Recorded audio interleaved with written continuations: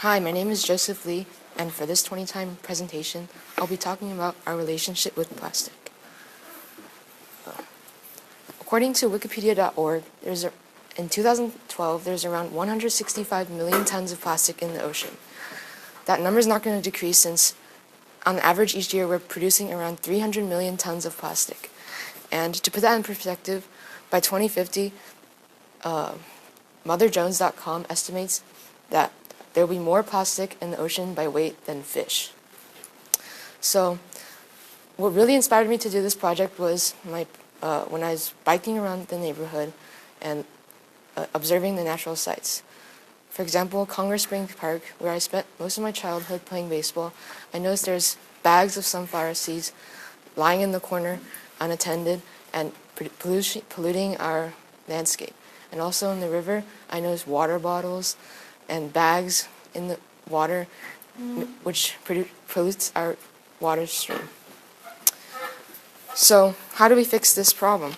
We can make a plastic which degrades when exposed to the elements. So I started research and testing, and it was really hard to research biodegradable plastics because there's actually a difference between degradable, biodegradable, and compostable plastics. Degradable plastic is any plastic that degrades. So if you can smash it with a hammer and it breaks, that's a degradable plastic. So technically all plastics are degradable.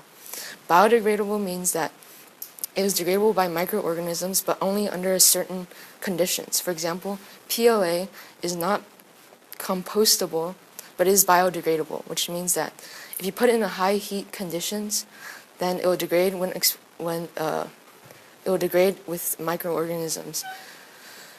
But compostable is what we're really looking for, which means that it will degrade without any help. For example, if you just toss a compostable plastic into the soil, it will degrade.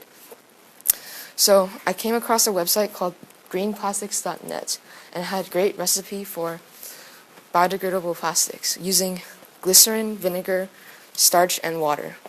You mix those ingredients together and put it on a pot, heat it up to around 165 degrees Fahrenheit, and pour it out on a mat, wait for around 3 days. When it dries, you'll have a plastic.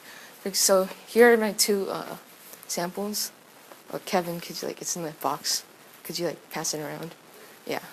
So on the left, it was my first trial. I laid it out on a sheet of foil to dry. That was a big mistake because the foil ripped and I couldn't get the last part here to come off. So I made a second sheet on a silicone mat, and it turned out much softer, which is what's in there. You can open it to touch it. But these plastics are very brittle. And unfortunately, after I came home from April break, these plastics were missing. I suspect my grandparents threw them away because they thought it was trash. So I made a third batch using more glycerin, which made the plastic softer, so it felt like plastic wrap you put on your food. And then I dug a hole and put it into the ground, along with some advertised as biodegradable spoons from Yogurtland, a straw, and there's my plastic. And after 5 days, you can see the plastic broke up into 3 parts and became dirty, while the others were fine. And on May 3rd, I couldn't find the plastic that I put into the ground that I made. So I just took a sample of the dirt where it was supposed to be, and yeah, it was gone. So yeah, it was a success. My plastic disappeared when I was in the soil. But was it durable? Oh, whoops. Was it durable? No, it wasn't. As you can see, it rips and tears at the slightest touch. So my future project might be to make a plastic which is much more durable, so we can use it for everyday use. For example, this is metal, like this mouse. And these plastics are actually not waterproof, which is one big characteristic of plastic that people really like.